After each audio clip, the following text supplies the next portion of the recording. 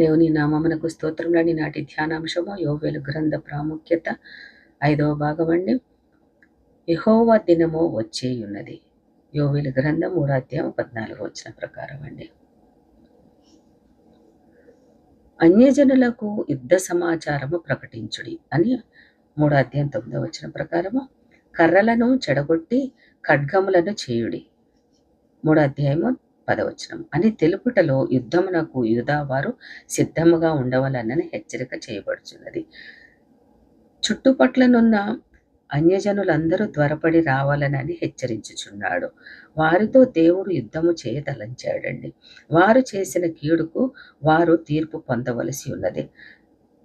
3వ అధ్యాయము 12వ వచనం నుండి 16వ వచనం ప్రకారము దేవుడు అన్యజనులకు తీర్పు తీర్చుటకు పిలుపునిచ్చారు. ఇక్కడ అన్యజనులు అనునది ఇతర దేవతలను మతములను అనుసరించిన వారని కాదు.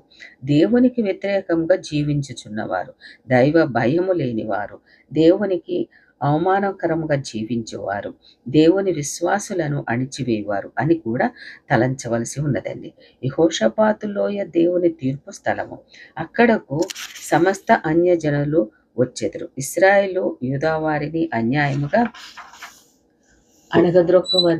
అణగద్రొక్కిన వారికి అంత్య తీర్పు జరుగును.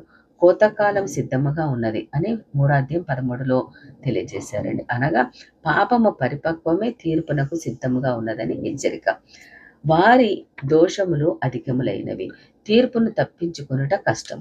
తీర్పు లోయలో జనులు గుంపులు గుంపులుగా కూడి ఉన్నారని యోవేలు గ్రంథం 3వ అధ్యాయం 14వ వచనంలో తెలియజేయబడిందండి. దేవుని తీర్పునకు సకల ప్రజలు తరలి రావాల్సి ఉన్నది. దానిని ఎవరు తప్పించుకొనలేరు. దేవుని తీర్పుకు భూమి ఆకాశము సహితము వణుకును.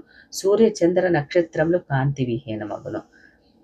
3వ అధ్యాయము 15 నుంచి 21 వచనములలో యోవేలు తన గ్రంథము చివరిలో యూదావారికి దేవుడు అనుగ్రహించు దీవెనలను గురించి కూడా ప్రస్తావించుచున్నారు.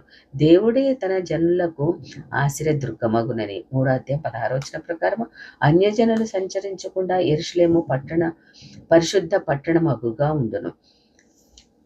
అన్యజనులు సంచరించకుండా యెరూషలేము పరిశుద్ధ పట్టణముగా ఉండును అని 3వ అధ్యాయం 17లో తెలియజేస్తున్నారండి. ఆ దినములలో సర్వ సమృద్ధి కలుగును. 3వ అధ్యాయం 18వ వచనం ప్రకారం ఈ పునరుద్ధరింపబడిన దేశము ఏదేని తోటకు సూచనగా కనబడుచున్నదండి. అట్టి సకల సమృద్ధి జీవ జలములు వారికి లభించును.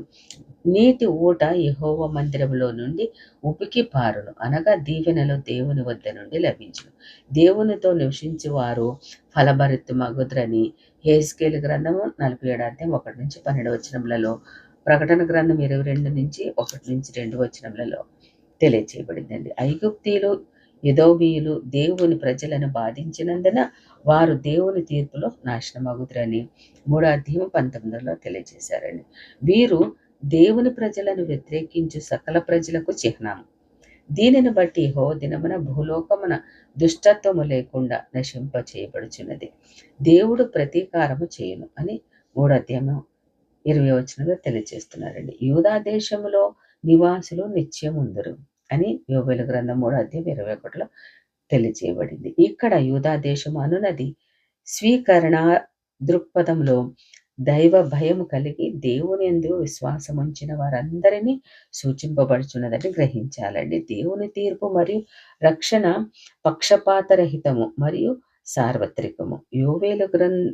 యోవేలు యూదా దేశము వినాశనమునకు సంబంధించిన ప్రవచనముతో ఆరంభించి దాని శాశ్వత పునరుద్ధరణతో ముగించుచున్నారని యోవేలు గ్రంథం 3వ అధ్యాయం 21లో తెలియజేయబడిందండి. ప్రవక్త పశ్చాత్తాప అవసరతను గురించి ఆరంభంలో నొక్కి చెప్పి చివరకు పాపక్షమాపణ ఆశీర్వాదమునకు సంబంధించిన వాగ్దానంతో ముగించుచున్నారు.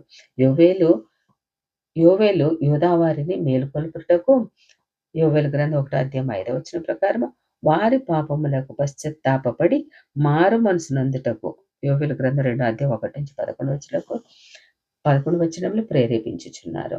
దేవునికి దూరమైన శాపములు అనుభవించుచున్న ప్రజలను దేవుని యొద్దకు వచ్చి నిత్య దీవెనలు అనుభవించుమని ఆహ్వానించుచున్నారండి.